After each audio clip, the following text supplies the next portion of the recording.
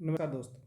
आज हम एक नए टॉपिक पर चर्चा करेंगे और ये नया टॉपिक है जो अभी हाल ही में भारतीय अंतरिक्ष एजेंसी इसरो के द्वारा एक लॉन्चिंग व्हीकल का सफल परीक्षण किया गया है। और यह परीक्षण इस मायने में भी काफ़ी महत्वपूर्ण है क्योंकि इससे पहले जो हमने अगस्त 2022 में जो हमने SSLV का परीक्षण किया था, तो वह यानी SSLV D1, तो इसरो से संपर्क टूट जाने के कारण यह परीक्षण सफल नहीं हो पाया था। किंतु फरवरी 2023 में जो इसरो के द्वारा SSLV D2 का जो परीक्षण किया है ये सफल रहा है और इसको सतीश धवन अंतरिक्ष केंद्र विशाखापट्टनम से इसको लॉन्च किया गया है।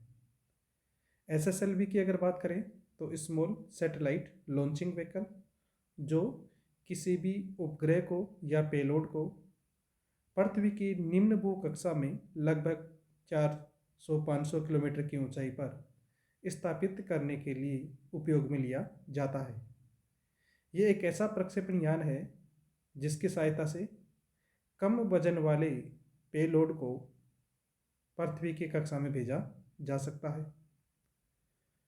SSLV के बारे में चर्चा करें उससे पहले SSLV D2 यानी इसका दूसरा जो प्रक्षेपण था, D1 का प्रक्षेपण अगस्त 2022 में किया जा चुका है और D2 का जो परीक्षण किया गया है वो 9 फरवरी 2023 को किया गया है।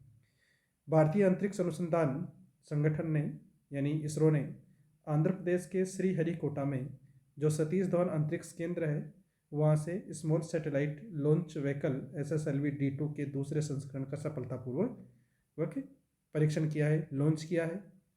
इस प्रक्षेपण यान की सहायता से 3 सैटेलाइट भेजे गए हैं। पृथ्वी की कक्षा में कितने सैटेलाइट भेजे गए हैं?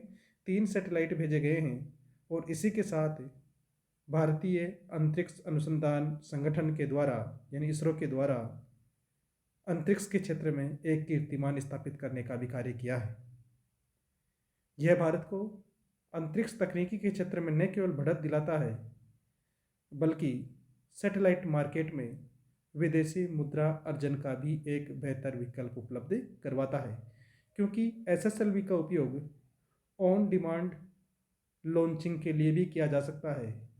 क्योंकि जहां PSLV से ज़्यादा वजन वाले सैटेलाइट को ही लॉन्च किया जाता है, PSLV में सामान्यतः 1200 से 1750 किलोग्राम वजन वाले उपग्रह को पेलोड को पृथ्वी की भिन्न भिन्न कक्षाओं में भेजा जाता है। किंतु जब उपग्रह 400-500 किलोग्राम का हो तो ऐसी स्थिति में PSLV का उपयोग नहीं लिया जा सकता, क्योंकि PSLV के निर्माण में SSLV की तुलना में ज़्यादा पैसा खर्च होता है। तो ऐसी स्थिति में जो छोटे छोटे देश हैं जिनके द्वारा उपग्रह स्थापित करवाया जाता है, तो वो भारत की जो सस्ती तकनीक है, विश्वसनीय तकनीक है, उसका उपयोग करके अपने उपग्रह को पृथ्वी की कक्षा में स्थापित करवा सकते हैं। इसरो ने इस लॉन्च व्हीकल से 3 सैटेलाइट जो अंतरिक्ष में भेजे हैं वो कौन कौन से हैं? एक सैटेलाइट है जिसका नाम है EOS-07, EOS यानी अर्थ ऑब्जर्वेटरी सैटेलाइट यानी पृथ्वी अवलोकन उपग्रह।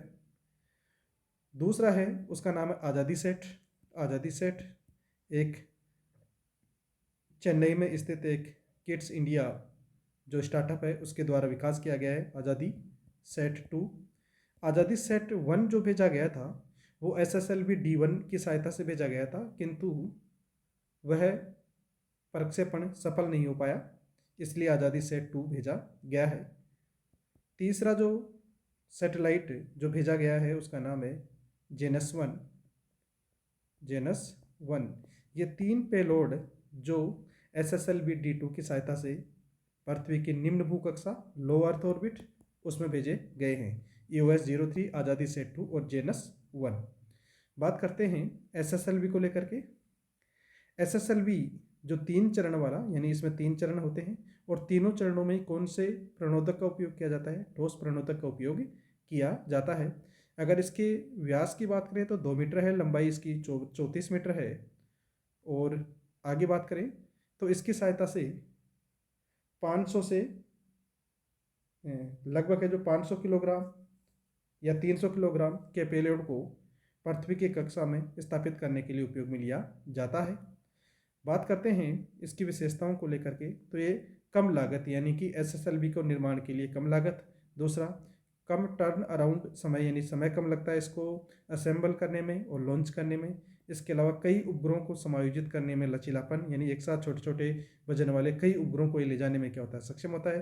मांग, यानी ऑन डिमांड इसको लॉन्च कर सकते हैं कि जैसे ही डिमांड हुई, छोटा वजन का है तो उसे तुरंत है जो हम क्या कर सकते हैं? पृथ्वी कक्षा में भेज सकते हैं। न्यूनतम प्रक्षेपण अवसंरचना आवश्यकताएं भी इसको है जो सफल बनाती हैं।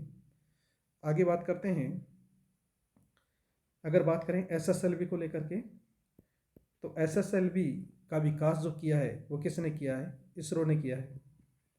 और यह भारत का भविष्य में उपयोग होने वाला प्रक्षेपण यान है। कितने चरणों पर आधारित है?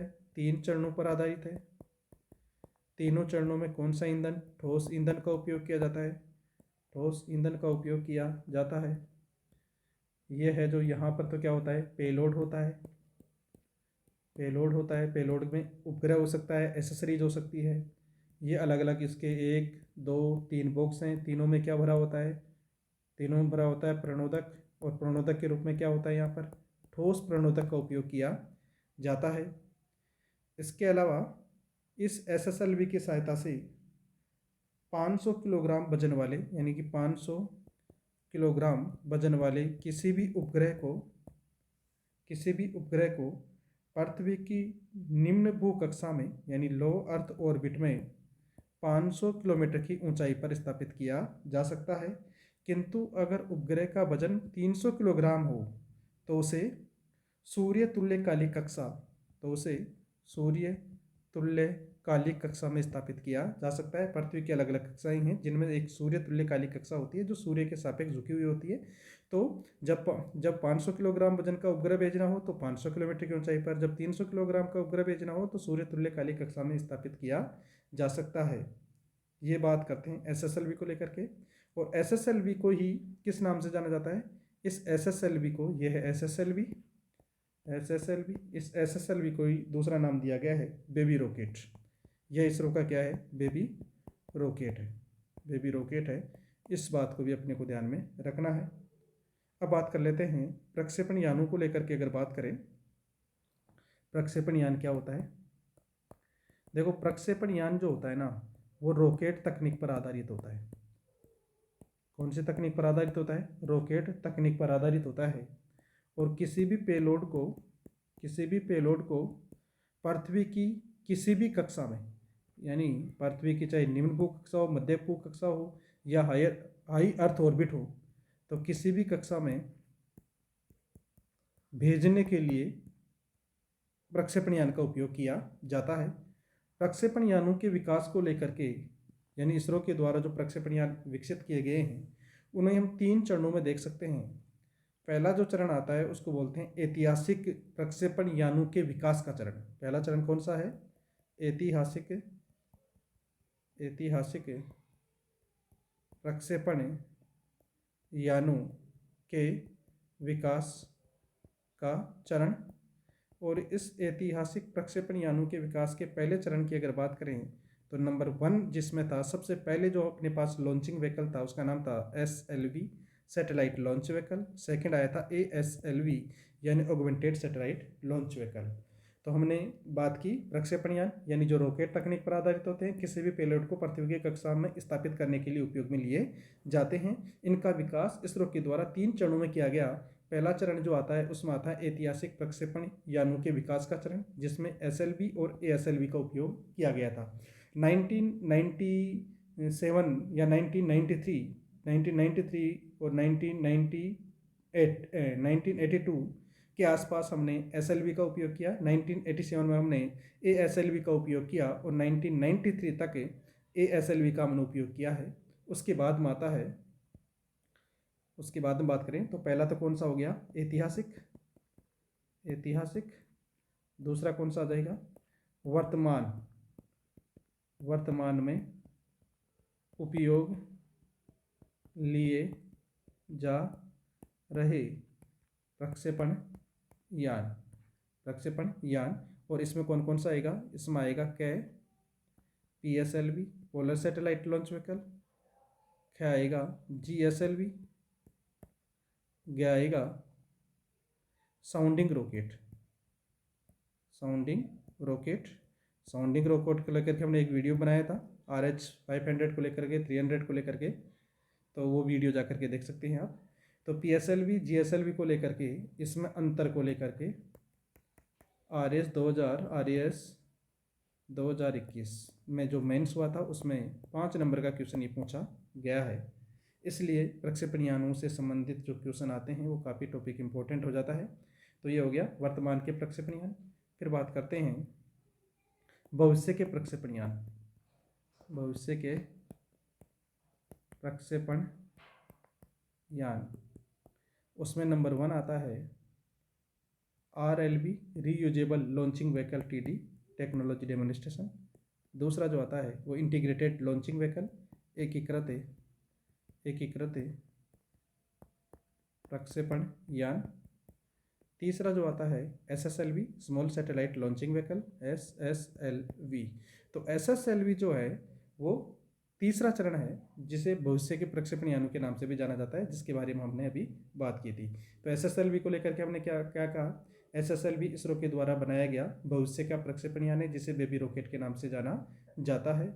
इस प्रक्षेपण यान में 3 चरणों का उपयोग किया गया है और तीनों चरणों में ठोस ईंधन का उपयोग किया जाता है। इस प्रक्षेपण यान की सहायता से 500 किलोग्राम तक के उपग्रह को पृथ्वी की निम्न भू कक्षा में 500 किलोमीटर की ऊंचाई तक स्थापित किया जा सकता है, जबकि 300 किलोग्राम तक के किसी भी पेलोड को सूर्य तुल्यकालिक कक्षा में स्थापित किया जा सकता है। इसके अलावा SSLV D1 यानी पहले संस्करण का परीक्षण सतीश धवन अंतरिक्ष केंद्र श्रीहरिकोटा से अगस्त 2022 में किया गया, किंतु इसरो से संपर्क टूट जाने के कारण यह प्रक्षेपण सफल नहीं हो पाया। SSLV D2 का परीक्षण फरवरी यानी 9 फरवरी 2023 को सतीश धवन अंतरिक्ष केंद्र श्रीहरिकोटा से किया गया, जो प्रक्षेपण सफल रहा।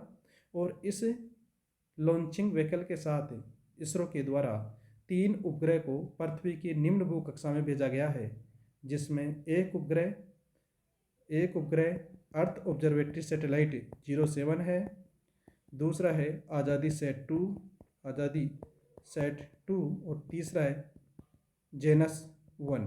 ये 3 पेलोड है जो पृथ्वी की कक्षा में SSLV D2 की सहायता से भेजे गए हैं। SSLV RAS मेंस के लिए, प्री के लिए काफ़ी इम्पोर्टेंट है। इसके अलावा अन्य एग्जामों के लिए भी ये इम्पोर्टेंट है। इसी तरह अगर आगे कोई चर्चा में टॉपिक आता है विज्ञान एवं प्रौद्योगिकी से संबंधित, तो उसको लेकर के हम फिर दोबारा हाजिर होंगे। तब तक के लिए सभी विद्यार्थियों को नमस्कार।